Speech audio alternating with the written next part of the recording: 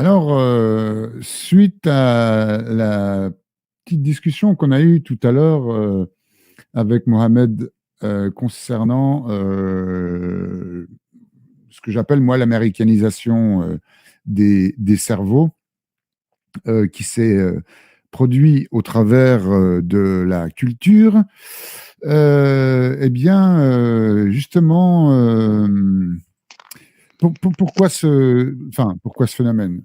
C'est pas le pourquoi, mais qu'est-ce qui a engendré ce phénomène-là et par quoi c'est passé? L'américanisation des consciences. Pourquoi l'américanisation des consciences? Eh bien, c'est pour encore mieux nous mettre dans le cerveau euh, tous euh, c'est un conditionnement, donc tous les aspects du capitalisme. Et ça, et du néolibéralisme, et ça, c'est passé par la culture. C'est passé par Hollywood, c'est passé par le rock'n'roll, et tout ça pour faire de l'art, enfin des arts et de la culture un produit de marché. Et donc, oui, Mohamed, tu as quelque chose à... Non, non, non. Non, non, non, non, non. Euh, euh, non, non, je t'écoute, hein. Je t'écoute, hein, Roy, hein. Ok, Même si tu vois ok, que je ok. s'amuse des fois. Ok, ok, ça marche, ça marche. Donc, ben, voilà, donc du coup, à ce sujet-là, ben, c'est pour ça pour celles et ceux qui n'étaient pas là tout à l'heure, euh, Mohamed était parti d'un exemple où il disait que les rappeurs français, ça n'avait rien à voir avec les rappeurs américains, et moi de lui expliquer qu'effectivement, euh, comme on n'a pas la même culture, la même histoire, enfin la même culture, si du coup, mais la même histoire en tout cas, eh bien oui, ça peut pas, on peut pas faire des transferts comme ça, on peut pas calquer comme ça sans détourner l'idée de départ, quoi. Je vais être plus précis. J'ai une petite lettre à vous lire justement concernant ce sujet, en vous disant que les arts et la culture ont été volés au peuple. Les arts et la culture ont été volés au peuple au profit de l'économie de marché. Parce que le divertissement et le spectacle sont soumis aux lois de la finance internationale. Ils perdent leur vocation, qui est de nous permettre de grandir en élevant notre âme par la nourriture de l'esprit. Les serviteurs du marché et du spectacle ont un double intérêt, celui entre autres d'acquérir des richesses financières pour des profits d'intérêt personnel, et celui d'entretenir le peuple dans l'illusion de participer à un événement culturel. Alors, comme d'habitude, hein, ce sont les marchands et ceux qui les servent, de près comme de loin, artistes et acteurs culturels y compris, qui pourrissent ce pouvoir, cette imposture, et participent à la dégradation des arts et de la culture. Premier exemple, en France, on a un rassemblement de musiciens qui font de la musique traditionnelle populaire française. Donc là, je vous renvoie à l'exposé d'hier que vous pourrez trouver sur la chaîne de Focono. Et donc, je vous parlais d'un rassemblement de musiciens, particulièrement de sonneurs de cornemuse, qui a lieu dans le Berry, à Saint-Chartier. Tout comme les Vieilles Charrues, ces rassemblements-là sont partis d'une initiative populaire dans un petit bistrot où des vieux sonneurs de cornemuse et de vielle à roue se retrouvaient pour partager des moments musicaux. Alors, faites le constat et vous saurez que l'économie de marché a détérioré la pratique initiale. C'est-à-dire que ces petits festivals-là qui, au départ, hein, sont partis d'une initiative voilà, de quelques amateurs ou passionnés de musique dans un petit bistrot, eh ben, c'est devenu un grand festival, oui, c'est devenu un grand festival.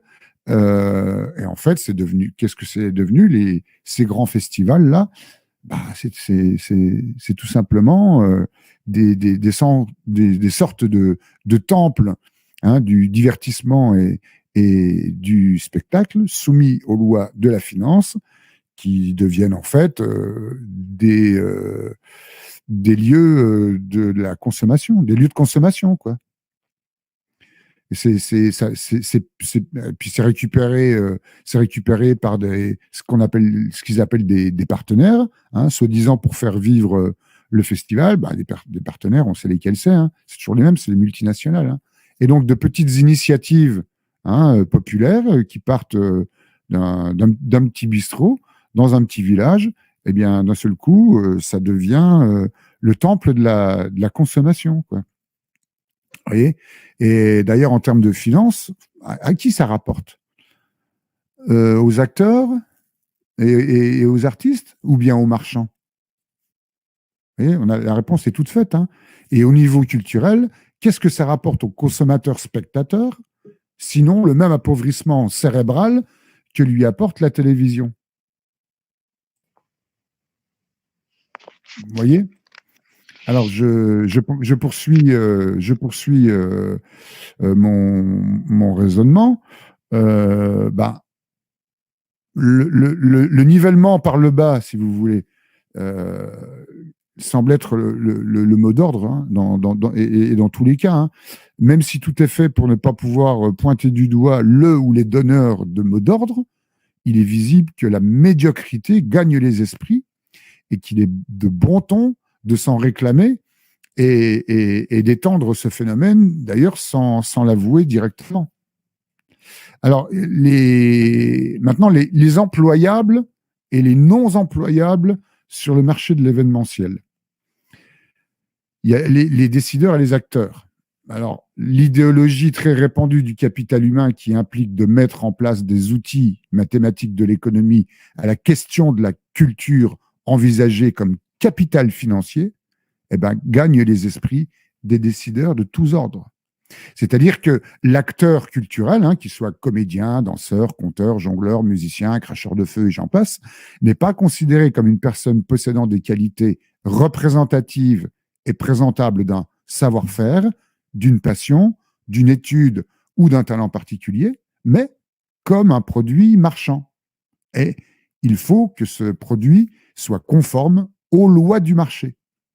Il faut que ceux qui produisent ces produits soient conformes à ces lois et donc qu'ils soient conformes à cette idéologie, qu'ils y collaborent, qu'ils la défendent, en fassent la promotion et surtout qu'ils montrent les signes de leur dévouement et de leur soumission pour être employables, non pas comme artistes, mais comme personnes ayant un talent particulier alors je redis, donc en faisant, bah, et je reprends parce que je passe des lignes, je redis, il faut que ceux qui produisent ces produits soient conformes à ces lois, aux lois du marché, et donc qu'ils soient conformes à cette idéologie, qu'ils y collaborent, qu'ils la défendent, en fassent la promotion et surtout qu'ils montrent les signes de leur dévouement et de leur soumission pour être employables, non pas comme artistes ou comme personnes ayant un talent particulier, mais comme serviteurs du système néolibéraliste et élitiste qui décide de leur apparition sur le marché de l'emploi, c'est-à-dire gagner leur place sur le marché du travail. L'acteur culturel devient un larbin car il devra faire tout pour s'attirer la bienveillance des employeurs. Il ne proposera comme produit que ce que ses employeurs attendent du dit produit. L'acteur étant également considéré comme produit, il montrera par son discours, ses propos, son humour, ses soi-disant opinions propres ou son accoutrement, tous les signes de la soumission au dictat économique. s'il n'a pas un pied de près ou de loin dans le circuit industriel, qu'il soit officiel ou alternatif, il aura du mal à faire sa place sur la scène publique, c'est-à-dire à rencontrer un auditoire, son public, ou le public susceptible d'être réceptif à ce qu'offre à voir ou entendre l'acteur culturel, l'artiste. De même que réduire le domaine culturel à l'art est un non-sens doublé d'un mensonge. Pratiquer un art sans la culture de cet art ou du sujet mis en valeur dans la production artistique l'est également. On ne demande pas à l'acteur culturel d'être cultivé, érudit ou subversif, à moins que ce ne soit pour servir la cause du produit vendable à un public qui se laisserait berner par le discours en oubliant par qui est employé l'acteur qui débite ce discours. Et ensuite arrive l'amateurisme et le professionnalisme. Alors, amateurs et professionnels, ça ne veut rien dire. Et tous, d'ailleurs, veulent leur part du marché, leur heure de gloire, leur place dans le paysage culturel et artistique. Et pour y parvenir, il suffit de montrer les signes du larbin et se convaincre qu'on est libre, humble, et que tout ce qu'on fait n'est que pour le plaisir. Ça, c'est le mot passe-partout qui justifie tout. Et ainsi, on a de fortes chances d'apparaître sur les affiches des événements officiels et par le fait de montrer qu'on est une valeur sûre à tous les niveaux. Ben voilà, c'est un peu ce que je disais. C'est un peu ce que je disais hier dans mon exposé quand je parlais je parlais des groupes dits underground ou alternatifs qui sont censés ne pas justement être dans ce circuit commercial, ce circuit du marché par la culture ou de la culture par le marché.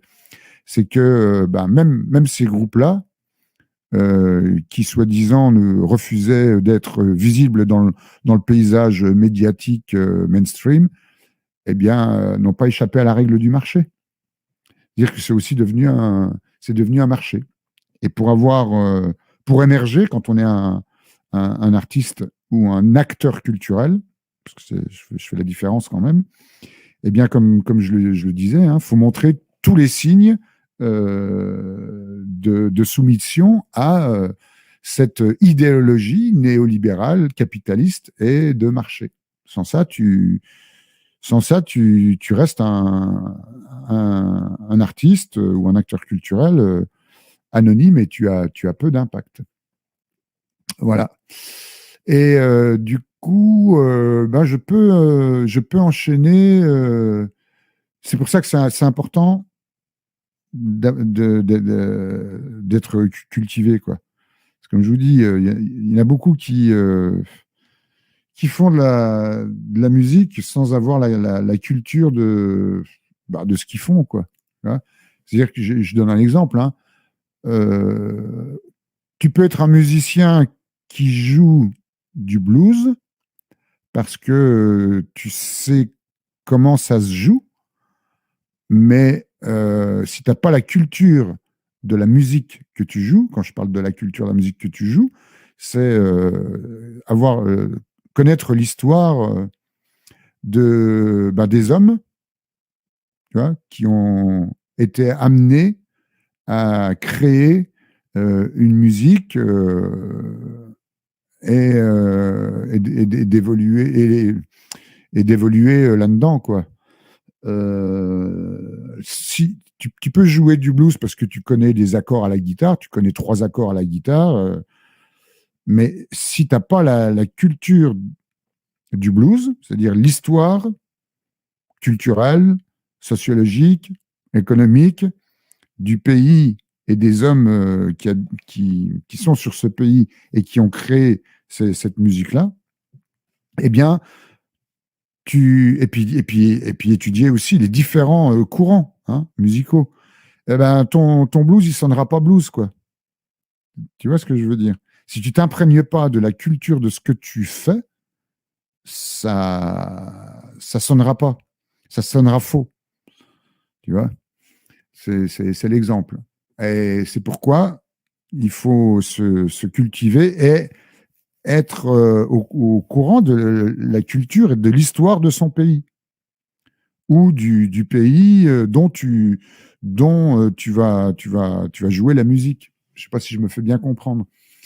Et du coup, en vous disant ça, ben, je vais vous relire la lettre de Pete Seeger. Je vous l'avais lu il y a quelques jours quand j'avais fait la première fois l'exposé sur la chanson traditionnelle populaire française. Mais comme ça n'avait pas été enregistré, donc je vais vous relire cette lettre-là, donc de Pete Seeger, qui a écrit cette lettre en 1972 et qui interpelle justement la jeunesse à se réapproprier sa culture populaire. Et donc, vous allez voir que déjà en 72, il dit des choses qui sont... Il était visionnaire, hein. Il dit des choses qui sont encore valables actuellement. Donc, je vais vous lire cette lettre-là. C'est très intéressant, hein, son analyse. Hein. Et comme ça, vous allez pouvoir comprendre de quoi je parle. Alors, nous dit Pete Seeger, j'écris cette lettre à l'intention des jeunes gens qui, au dehors des États-Unis, sont fortement attirés par la musique folk et pop de ce pays. Je vous ai rencontrés dans 34 pays d'Asie, d'Europe, d'Afrique et d'Amérique latine. Je vous ai rencontrés dans les universités artificielles des grandes villes et des petits pays. J'ai vu vos yeux briller au son de ma guitare ou de mon banjo, ou à l'écoute des traductions des paroles intrigantes de mes chansons. Je vous ai vu aussi taper du pied avec plaisir sur tous les derniers enregistrements de jazz ou de rock à succès.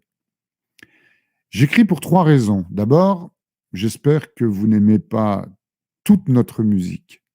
Une partie d'entre elles représente la vie des travailleurs noirs et blancs luttant de toutes leurs forces pour survivre. Mais une autre partie représente les tentatives de la classe dirigeante américaine pour distraire les gens et leur faire oublier leurs problèmes. Une autre partie encore est une combinaison tellement subtile des 2 éléments précités qu'il est presque impossible de les démêler. Deuxièmement, dans votre empressement à apprendre les styles musicaux venant de l'étranger, il y a un réel danger que vous oubliez la musique de votre propre pays, l'ancienne comme la nouvelle. Certes, à mesure que change notre vie, nos goûts musicaux vont changer quelque peu, mais il devrait être possible d'apprendre du neuf sans oublier complètement le vieux. Troisièmement, j'aimerais essayer de vous persuader, si vous voulez vraiment être des jeunes gens modernes, d'écouter la musique de tous les pays et pas seulement des États-Unis. Les savants suivent les découvertes dans le monde entier et sont attentifs à l'utilisation d'une bonne idée nouvelle. Les experts en nutrition cherchent autour du monde des variétés de plantes à cultiver. De même que dans quelques coins obscurs du monde, aujourd'hui même, il peut exister un instrument ou un style de musique beau et expressif qui pourrait s'avérer exactement à votre goût. Pourquoi ne pas aider à le chercher? Permettez-moi de pénétrer ces 3 points plus en détail. Suivez-moi bien, c'est une question de vie ou de mort culturelle pour votre pays. Comment je définis la différence entre les musiques folk et pop? Ne nous embêtons pas à en faire toute une histoire. Regardons le problème historiquement. Dans l'ancien temps, quand les hommes et les femmes vivaient de la cueillette, les gens ne connaissaient qu'une sorte de musique. Tous les hommes connaissaient les mêmes chants de chasse, les mêmes chansons de guerre. Toutes les femmes connaissaient les mêmes berceuses. Puis, l'humanité apprit l'agriculture. Une prospérité nouvelle entraîna l'ascension d'une forme d'aristocratie dans chaque pays où l'agriculture remplaçait la chasse. Cette aristocratie pouvait désormais se permettre de payer pour que des musiciens professionnels jouent pour elle. Ce fut la première musique de beaux-arts. En Europe, cela conduisit finalement aux orchestres symphoniques dans les palais. En Inde, des sitaristes virtuoses jouaient des nuits entières.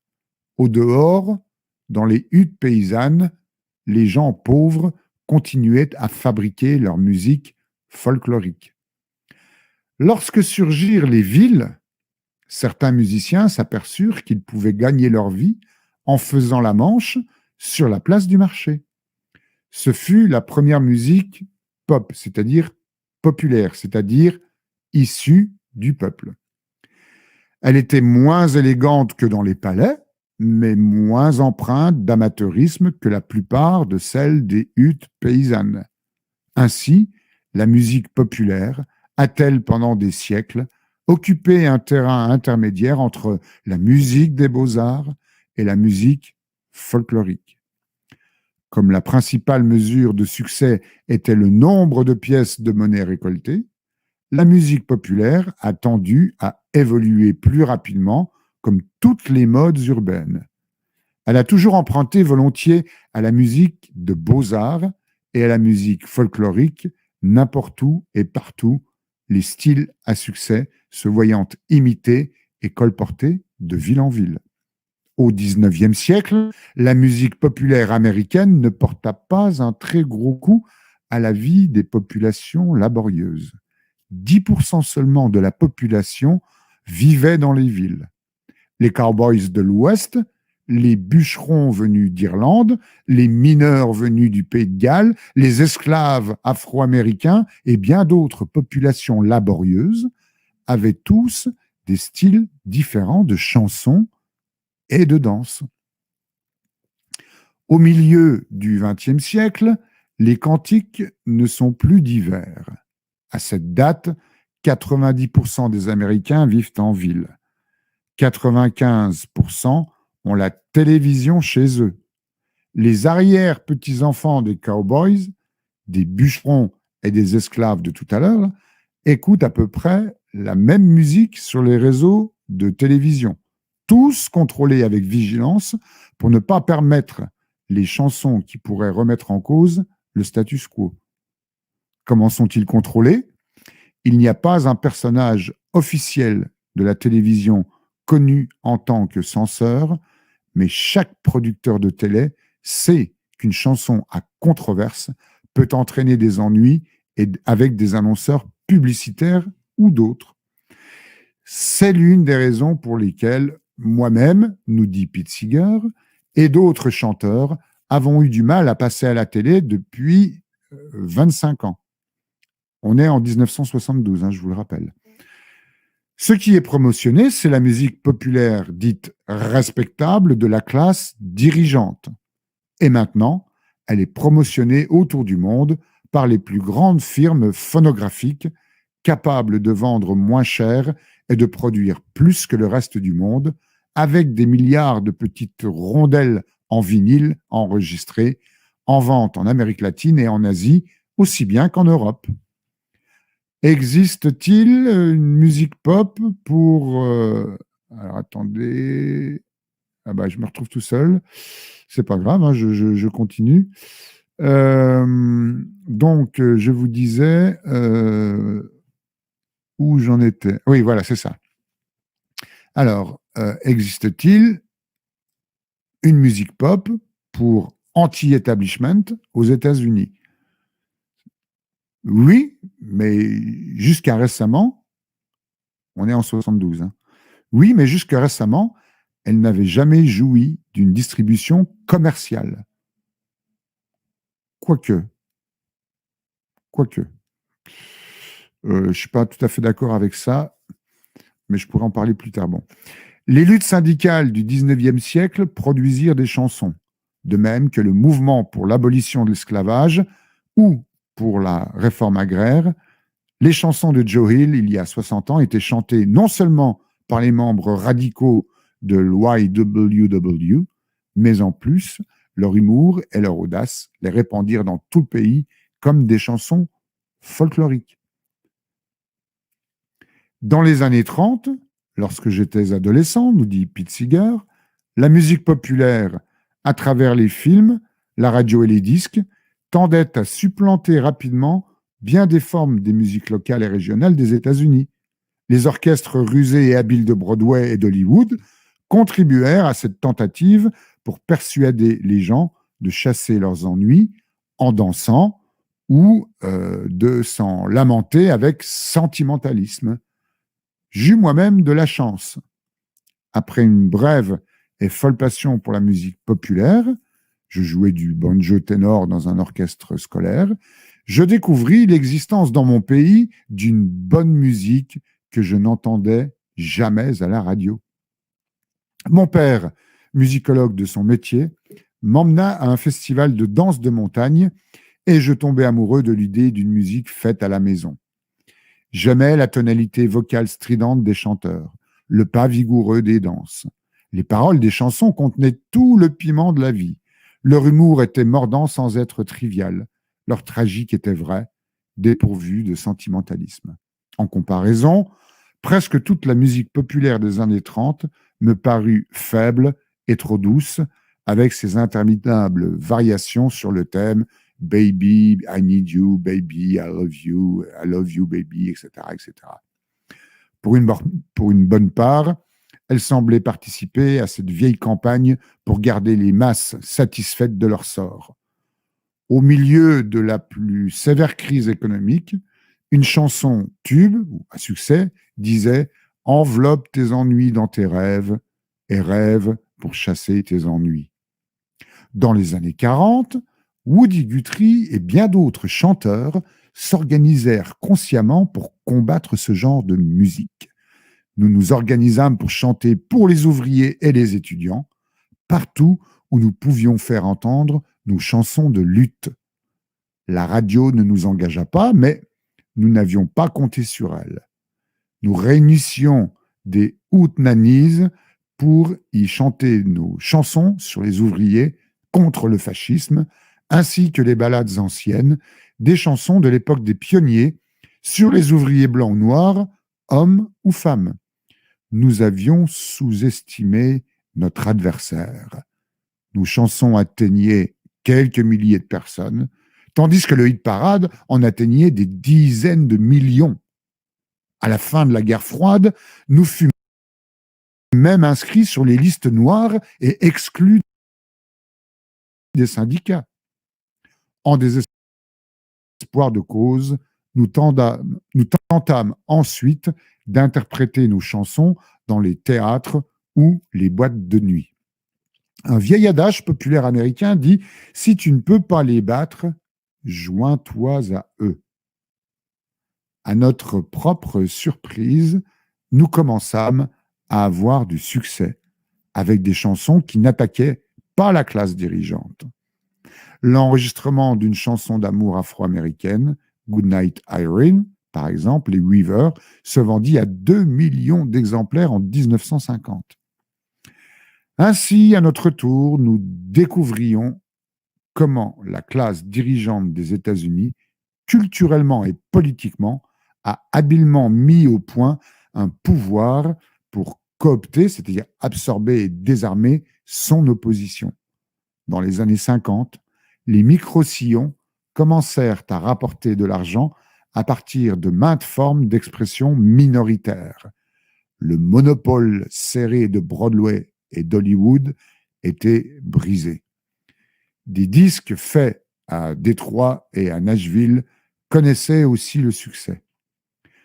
Depuis 1965, s'est développé un gros marché pour ce que l'on peut nommer la musique populaire marginale.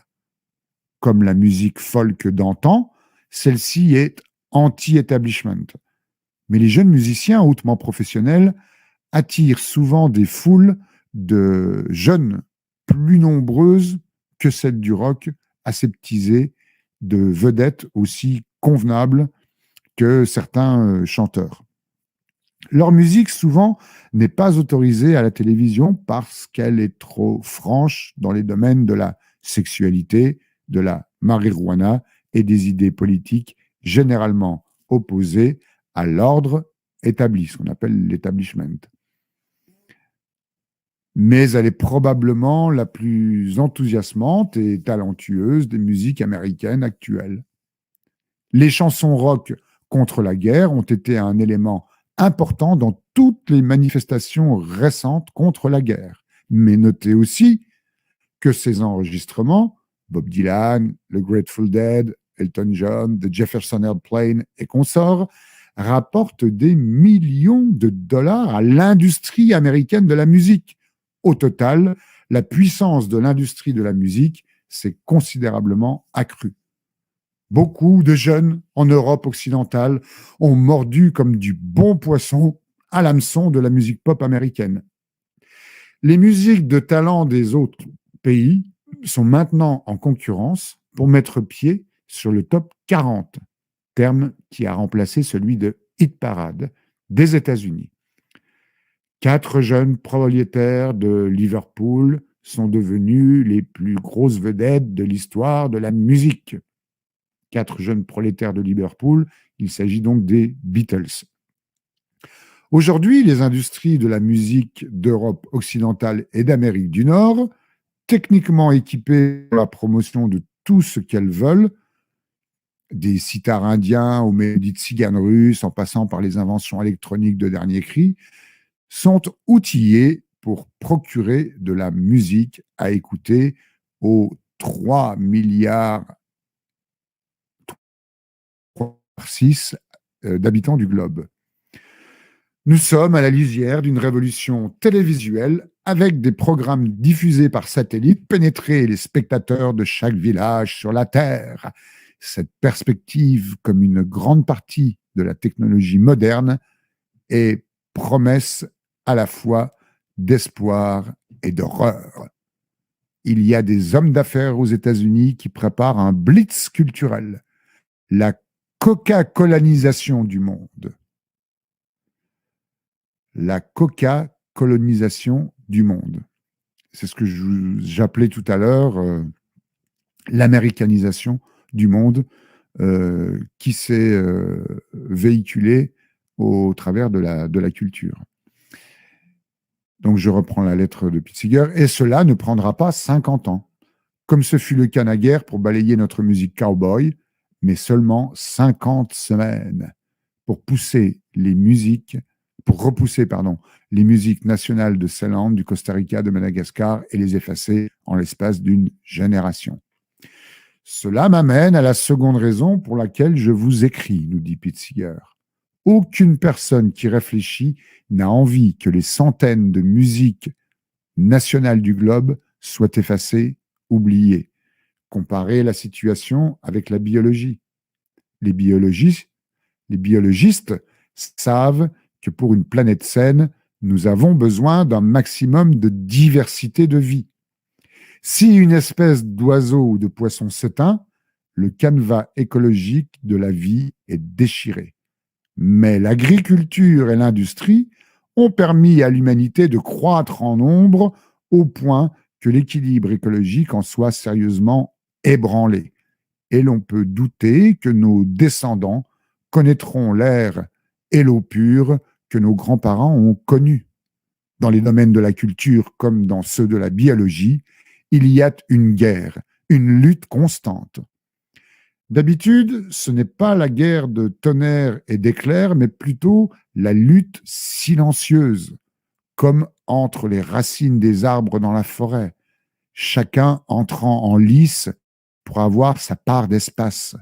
Mais à l'instar des formes biologiques, celles de la culture ont besoin des unes des autres, même en pleine rivalité.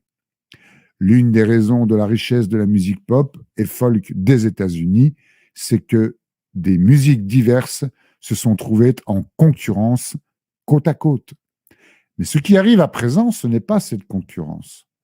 Un flot de musique importée des États-Unis inonde, envahit le monde entier de sa concurrence.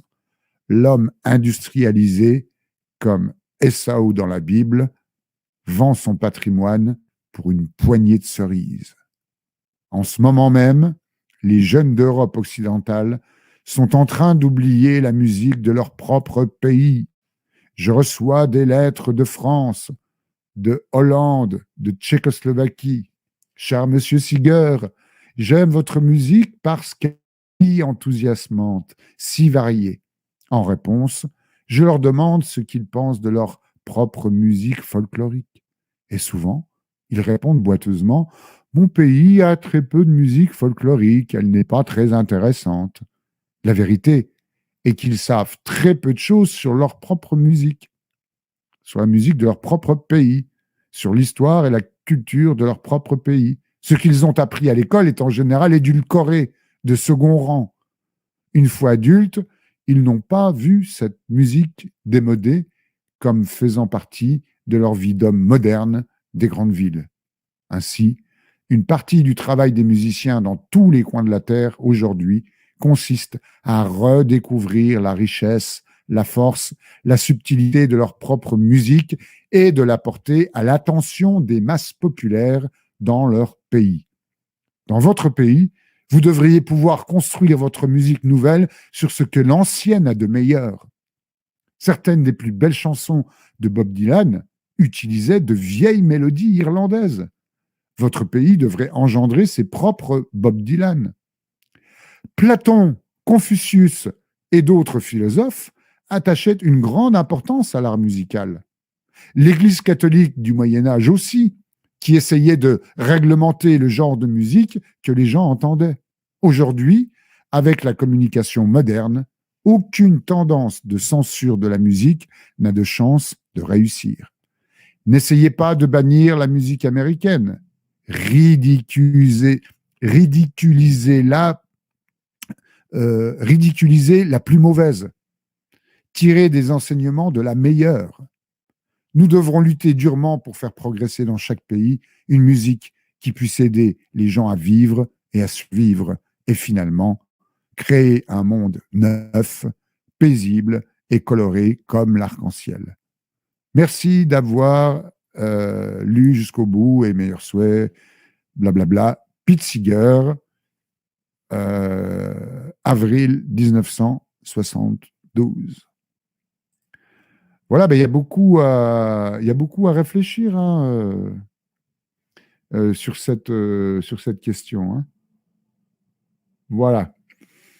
Ben voilà, je vous laisse mêler tout ça. Je ne sais pas si tu as quelque chose tu as des commentaires à faire, Mohamed. J'ai tout entendu, j'ai tout écouté. Et ah ouais, et en plus, quand tu expliques l'histoire, c'est vraiment, tu Mais l'expliques bien. Et comme je l'avais marqué sur le chat, on a l'impression qu'on est dedans, quoi. Parce que tu l'expliques vraiment bien, tu expliques tout, vraiment. Non, franchement, en plus, moi, je voulais te dire, c'est pas pour. Peut-être t'as fait de la radio ou je sais pas, peut-être. Non?